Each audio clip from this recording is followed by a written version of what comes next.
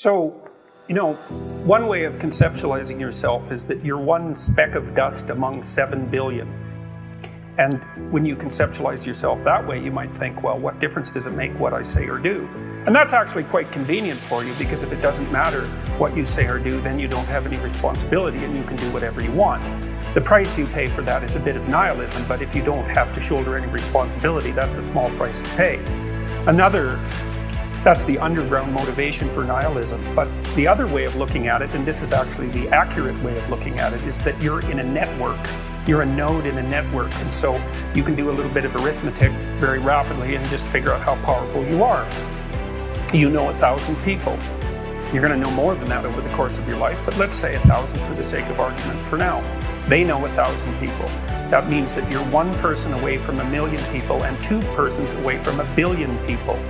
And you're the center of that network. And now the way networks work is that information propagates in a network manner. So don't underestimate the power of your speech. Now, Western culture is phallogocentric. Let's say it. Okay, so we'll say, yeah, that's just fine. That's exactly what it is. It's predicated on the idea of the logos, that the logos is the sacred element of Western culture. And what does that mean? It means that your capacity for speech is divine. It's the thing that generates order from chaos and then sometimes turns pathological order into chaos when it has to. Don't underestimate the power of truth. There's nothing more powerful. Now, in order to speak what you might regard as the truth, you have to let go of the outcome. You have to think, all right, I'm going to say what I think, stupid as I am, biased as I am, ignorant as I am. I'm going to state what I think as clearly as I can, and I'm going to live with the consequences no matter what they are.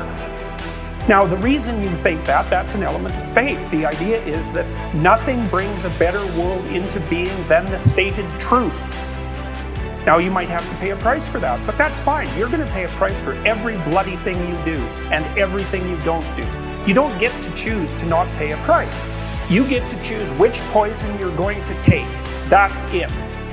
So if you're going to stand up for something, stand up for your truth. It'll shape you, because people will respond and object and tell you why you're a fool and a biased moron and why you're ignorant. And then if you listen to them, you'll be just that much less like that the next time you say something. And if you do that for 5 years, you'll be so damn tough and articulate and able to communicate and withstand pressure that you won't even recognize yourself. And then you'll be a force to contend with.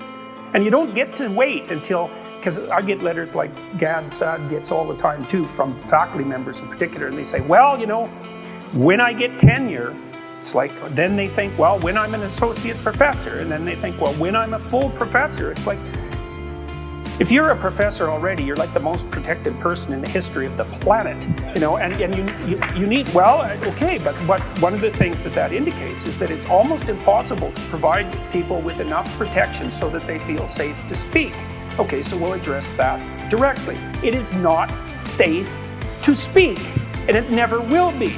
But the thing you got to keep in mind is that it's even less safe not to speak, right? It's a balance of risks. It's like you want to pay the price for being who you are and stating your mode of being in the world, or do you want to pay the price for being a bloody serf, one that's enslaved him or herself? Well, that's a major price, man. That thing unfolds over decades, and you'll just be a miserable worm at the end of about 20 years of that, right? No self-respect, no power, no ability to voice your opinions, nothing left but resentment because everyone's against you, because of course you've never stood up for yourself.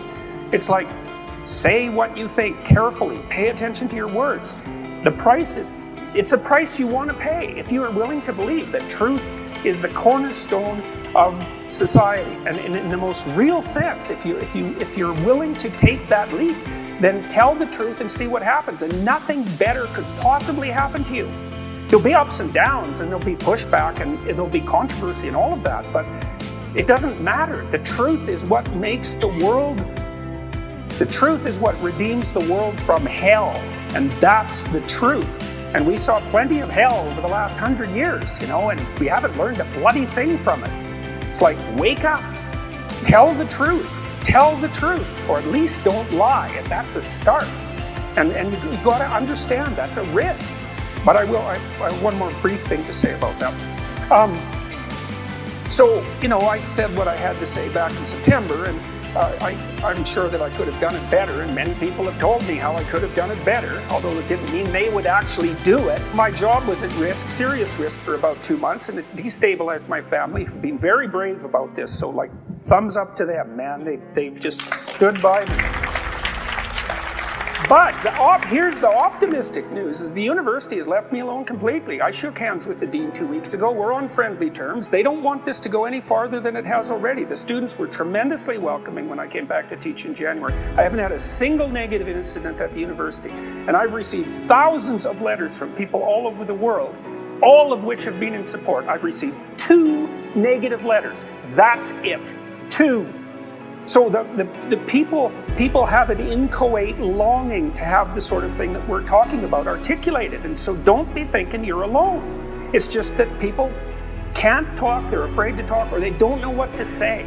And those are real problems. So if you're reasonably articulate, start talking and sharpen yourself up. I mean, the enemy is a cloud. They're a cloud of gnats. They're only courageous in groups. They're only courageous in mobs. If you stand your ground and don't apologize and articulate things properly, they'll disperse around you like they're not even there. So most of it's illusion. So don't be afraid, but be afraid of the right thing. And the right thing you should be afraid of is not saying what you say, because that's the same as not being. And here you are, suffering away. You might as well be at the same time. At least then there's something to you.